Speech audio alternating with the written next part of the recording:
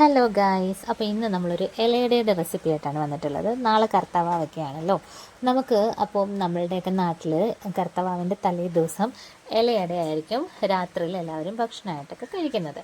അപ്പോൾ അതിൻ്റെ ഒരു കുഞ്ഞു റെസിപ്പിയാണേ. അപ്പോൾ അതിന് വേണ്ടിയിട്ട് നമ്മൾ ആദ്യം തന്നെ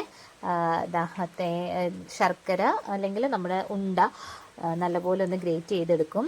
അതിലേക്ക് ഏലക്ക, അതുപോലെ തന്നെ എന്താ പറയുക, ചുക്ക്, പഞ്ചസാര ഒക്കെ ഇട്ടിട്ട് പിന്നെ ഇത് ജീരകം ഇത്ര ഇട്ടിട്ട് ഒന്ന് പൊടിച്ചെടുക്കും. അത് ഈ കൂട്ടിലേക്ക് ഇട്ടിട്ട് ഒന്ന് മിക്സ് ചെയ്തെടുത്തതിന് ശേഷം തേങ്ങ നമ്മളിതിലേക്ക് ആഡ് ചെയ്ത് കൊടുക്കും. കുറച്ച് തേങ്ങ നേരത്തെ തന്നെ നമ്മൾ ശർക്കര പുരട്ടി വെച്ചിട്ടുണ്ടായിരുന്നു. അതും പിന്നെ പുതിയതായിട്ടും കൂടെ ചേർത്തിട്ടുള്ള തേങ്ങയാണ് ഒന്നിച്ചിട്ടിട്ട് നമ്മൾ സെറ്റ് ചെയ്തെടുക്കുന്നത്. ആ കൂട്ടോടെ മാറ്റി വെക്കുക. പിന്നീട് നമ്മൾ ഒരു പാത്രത്തിലേക്ക് ആവശ്യത്തിന് അരിപ്പൊടി ഇടുക. അതിലേക്ക് നമ്മൾ ആവശ്യത്തിന് ഉപ്പ് ചേർക്കുക. വീണ്ടും ഇതിലേക്ക് ജീരകം നമ്മൾ കുറച്ച് ചേർത്തിട്ടുണ്ട്. നല്ലപോലെ ഒരു തവിയിട്ടിട്ട് മിക്സ് ചെയ്തെടുക്കുക.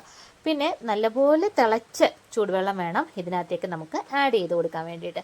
അത് നല്ലപോലെ ആഡ് ചെയ്ത് ആവശ്യത്തിനനുസരിച്ച് ആഡ് ചെയ്തിട്ട് കൊടുക്കുക. ഒന്നുകൂടെ മിക്സ് ചെയ്തെടുക്കുക. ഈ ഒരു പരുവത്തിലാണ് നമ്മളത് കുഴച്ച് വെക്കുന്നത്. ഒന്ന് ഇച്ചിരി സോഫ്റ്റ് രീതിയിൽ തന്നെ വേണേ, ഹാർഡാവാൻ പാടില്ല. അതിനുശേഷം ഇല വാട്ടിയെടുക്കുക.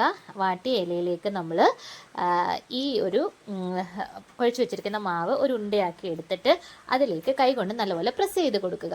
ഇത് എത്രയും സോഫ്റ്റായിട്ട് പ്രസ് ചെയ്യുന്നോ അത്രയും സോഫ്റ്റായിരിക്കും നമ്മളുടെ അപ്പം കേട്ടോ. അപ്പം നല്ല രീതിയിൽ സോഫ്റ്റായിട്ട് തന്നെ നല്ല നേർത്ത് തന്നെ പ്രസ് ചെയ്തെടുക്കുക.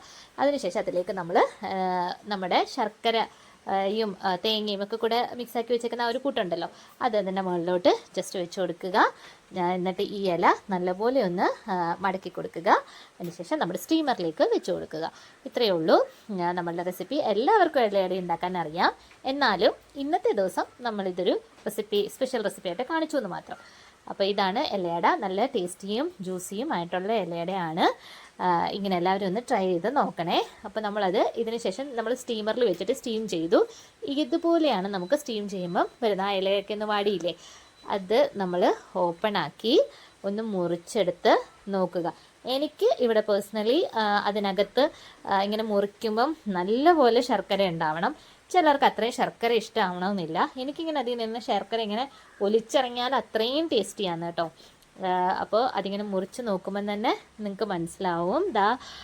ഒരു നല്ല പോലെ ശർക്കര വെച്ചിട്ടുണ്ട്. എനിക്കമ്മ സെപ്പറേറ്റ് ഒരു ഇതങ്ങനെ ആക്കുന്നതാണ്. ഇവിടെ എല്ലാവർക്കും അത്രയും മധുരം ഇഷ്ടമല്ല. എനിക്ക് വേണ്ടിയിട്ടാണ് ഇതാക്കിയിട്ടുള്ളത്. ഈ ഒരു ഇതിൽ കേട്ടോ. അപ്പോൾ ഇത്രയേ ഉള്ളൂ ഇന്നത്തെ വീഡിയോ. ബൈ.